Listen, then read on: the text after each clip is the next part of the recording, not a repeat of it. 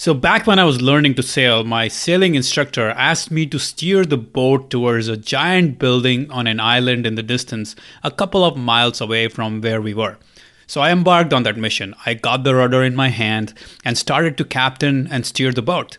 But after 20 minutes, my sailing instructor kind of got uneasy and he started to question me. He's like, "What's happening here? It's been 20 minutes, you've made no progress." And I thought I was making progress, but I was simply lost. I was just drifting in the water. Here's what had happened. Instead of keeping my eyes on the big building on the island in the distance, my eyes had wandered to the waters just 10 feet ahead of me. My grip on the rudder had kind of gotten weak and I was just drifting in the waters. So instead of focusing on the long-term vision on the building 2 miles away, my vision was now limited to the next 10 feet. And even though I thought I was steering in the general direction of the island, I was actually just lost. The boat was going nowhere. And as soon as I realized my mistake and focused my eyes on the building that I had to steer towards, the boat magically started to steer itself in that direction. And in 10 minutes, I made it to the building on the island. So notice that it did not take any extra effort on my part to steer the boat to the destination, but it did require that I constantly have my eyes on the target and I had to be focused on my vision and I had to have a firm grip on the rudder. That was all. And that is the difference between the bottom 95% and the top 5%, as Dennis Waitley likes to talk about in his book, The Psychology of Winning.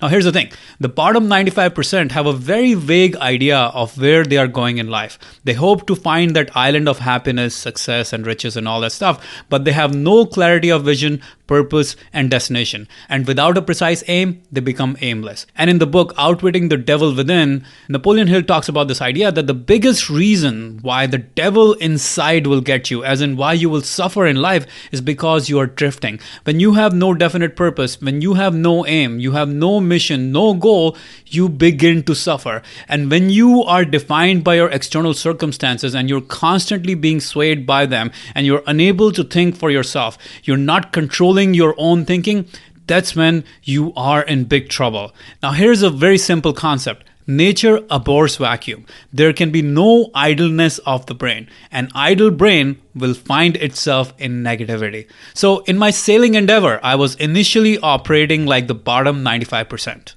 Now contrast this to the top 5%. They have a vision and focus, they know what they stand for, and they know what they want. And they will go farther in a few years than what the drifters will do in a lifetime. In the book 7 Habits of Highly Effective People, habit number 2 is to begin with the end in mind. If you don't have a clear end in mind, you will drift. You cannot be effective. You need a clear end in mind in order to be able to achieve anything meaningful in life. In the book Think and Grow Rich, Napoleon Hill talks about the idea that it's not enough to just tell yourself the destination or the desire or the goal once in a while. You've got to charge your mind with that goal or desire, and that will only happen with repetition.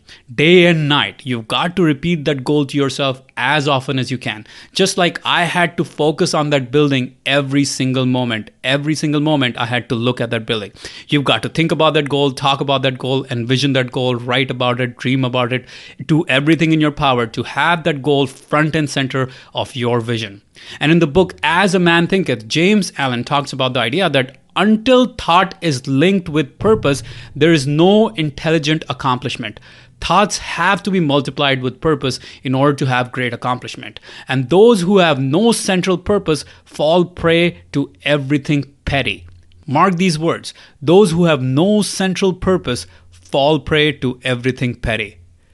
Now here's what James Allen said, and these are probably some of the most important words ever written. He said, "To begin to think with purpose is to enter the ranks of the strong ones, who make all conditions serve them and who only recognize failure as one of the pathways to attainment." So powerful. Think about this. To begin to think with purpose is to enter the ranks of the strong ones who make conditions serve them. When you have purpose, you will make the conditions serve you.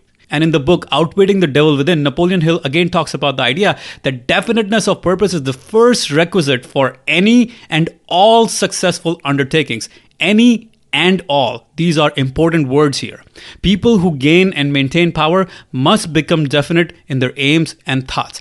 And that, my friends, is the difference between the top 5% and the bottom 95%.